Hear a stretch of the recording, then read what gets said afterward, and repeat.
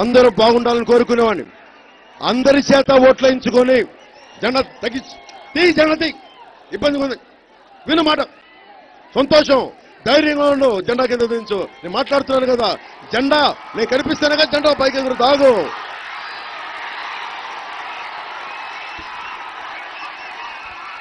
ఏ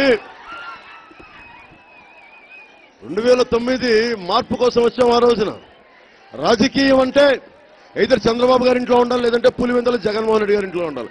నర్సాపురం ఇళ్లలో ఉండకూడదు, పాలకొల్లు ఇళ్లలో ఉండకూడదు, ఇంకెక్కడ ఉండదు. మొత్తం కుదిరితే వీళ్ళు వాళ్ళు ఆ మార్పుని మేము తీసుకొస్తాం. జనసేన మార్పు తీసుకొస్తాయి. ఇది 2009 కాదు, 2019.